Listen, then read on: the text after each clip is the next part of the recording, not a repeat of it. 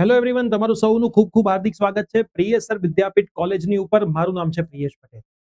Round 3 પૂરો થઈ ચૂક્યો. રાઉન્ડ 3 નું જે કેટલાય સ્ટાર્ટ થયું, કેટલાય બંધ થયું, એ દરેક અપડેટ એસીપીસી ની વેબસાઇટ ઉપર પણ આવી ગઈ ને આપણે પણ આપી દીધી. હવે આ વાત છે રાઉન્ડ નંબર 4 ની. કઈ રીતે ઓનલાઈન રાઉન્ડ છે, કેવી રીતે ઓફલાઈન રાઉન્ડ છે, તમામ માહિતી રાઉન્ડ 4 માટે હું તમને આજના વિડીયોની અંદર આપવાનો છું. પણ એની પહેલા પ્રિયસર વિદ્યાપીઠ કોલેજ જે આપણી કોલેજ માટેની સ્પેસિફિક ચેનલ છે, જેના ઉપર તમે આ વિડીયો જોઈ રહ્યા છો, આ ચેનલને સબસ્ક્રાઇબ કરવાનું ખાસ ભૂલતા નહીં. આ ચેનલ ઉપર કોલેજ રિલેટેડ ક્યારે એક્ઝામ હશે, ક્યારે મિડ સેમ હશે, શું તૈયાર કરવાનું, આઈએમપી ક્વેશ્ચન્સ, આ બધી જ માહિતી આ જ ચેનલ ઉપર આવે છે. અને સ્કોલરશિપની જે આપણી માહિતી છે એ આપણી પ્રિયસર જ્ઞાનપીઠ યુટ્યુબ ચેનલ પર આવે છે. એટલે સ્કોલરશિપની અપડેટ માટે પ્રિયસર જ્ઞાનપીઠ ઉપર બનેલા રહેજો. બાકી તમે આપણી મેઇન ચેનલ ઉપર તો બનેલા જ છો, એટલે તમને બધી જ માહિતી ઘરે રહીને રાઉન્ડ 4 ની મળતી રહેશે. સાથે જીટીયુમાં જેમણે એડમિશન લીધું છે એમના સેપરેટ વોટ્સઅપ ગ્રુપ બનાવેલા છે. ડિસ્ક્રિપ્શનમાં વોટ્સઅપ ગ્રુપની લિંક છે, જોડાઈ જજો. અને સેમ 1 ના બધા જ કોર્સ લોન્ચ થઈ ગયા છે, લિંક ડિસ્ક્રિપ્શનમાં છે. ખાસ સરસ રીતે ભણવું હોય, જેમાં આપણે દરેક કોર્સમાં ગેટ અને government exam related chapter wise MCQ પણ મૂકવાની શરૂઆત કરી દીધી છે.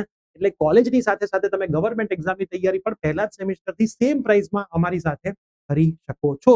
આ તમારા માટે બેસ્ટ ઓપોર્ચ્યુનિટી છે. ડિસ્કાઉન્ટ ચાલે છે, થોડાક દિવસ માટે છે, પછી ડિસ્કાઉન્ટ બધા બંધ થઈ જવાના. હવે આપણે એસીપીસી ની વેબસાઇટ ઉપર જઈએ. પહેલી જે એડવર્ટાઇઝમેન્ટ છે એને આપણે ઓપન કરીએ. પ્રથમ વર્ષ ડિગ્રી એન્જિનિયરિંગ ઓનલાઈન પ્રવેશ પ્રક્રિયાના રાઉન્ડ 3 ની પ્રવેશ કાર્યવાહી 28/7 ના રોજ પૂર્ણ છે. ડિગ્રી એન્જિનિયરિંગ અભ્યાસક્રમ ધરાવતી સ્વનિર્ભર ઇજનેરી સંસ્થાઓ ખાતે રાઉન્ડ 3 ની પ્રવેશ કાર્યવાહી બાદ નોન એલોટમેન્ટ નોન રિપોર્ટિંગ સંખ્યા ખાતે પ્રવેશ રદ થવાના કારણે ખાલી પડેલી બેઠકોનો કાર્યક્રમ આ રીતે છે. બરાબર, હવે તમે સમજી લેજો. Self finance vacant seat information ACPC website ઉપર 28/7 આવશે. મતલબ કાલે લિસ્ટ આવશે કે કઈ પ્રાઇવેટ કોલેજમાં કેટલી સીટ ખાલી છે. Vacant seat information on institute website 29 તારીખે ઇન્સ્ટિટ્યૂટની વેબસાઇટ ઉપર પણ એ લિસ્ટ આવી જશે. Vacant seat admission SFI application form distribution merit declaration institute website admission counselling. મતલબ હવે જે પ્રાઇવેટ કોલેજો છે, જે સેલ્ફ ફાઇનાન્સ કોલેજ છે, એના માટેનો રાઉન્ડ 4 કોલેજ લેવલે જ થશે.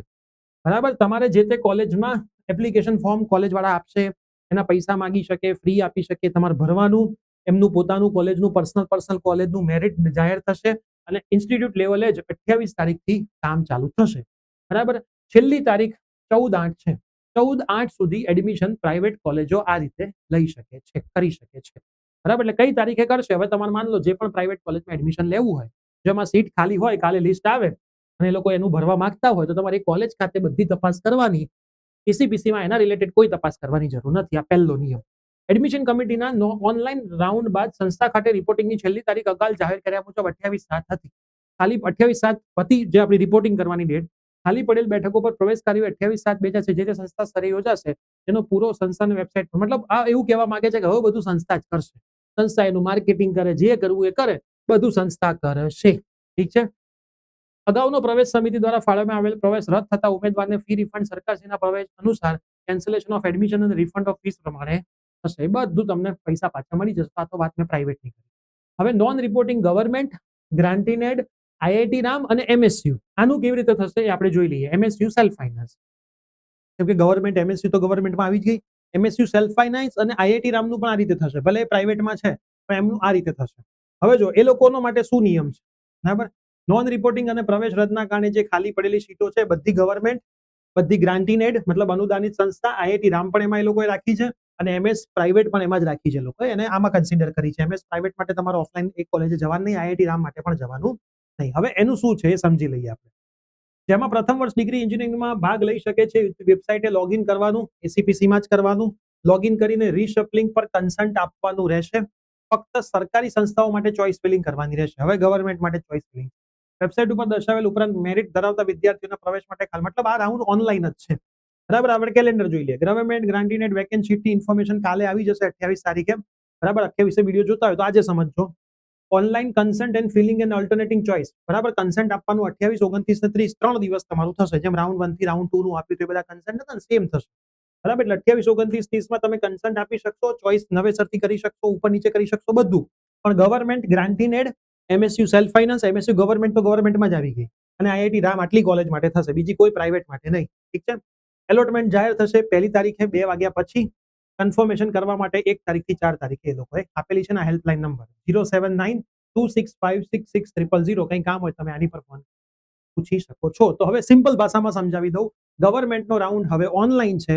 પ્રાઇવેટ કોલેજો માટે જે તે કોલેજમાં તપાસ કરો, ગવર્મેન્ટની સાથે સાથે ગ્રાન્ટીનેડ, MS યુનિવર્સિટીની પ્રાઇવેટ અને IIT રામનો સમાવેશ પણ એ લોકોએ ઓનલાઈનમાં કરેલો છે. તો આ સિમ્પલ ફંડો છે. વેકેન્સી કાલે આવી જશે એટલે હું તમને વિડીયો બનાવીને બતાવી દઈશ. પછી જરૂર પડશે તો આપણે એક લાઈવ સેશન રાખીશું.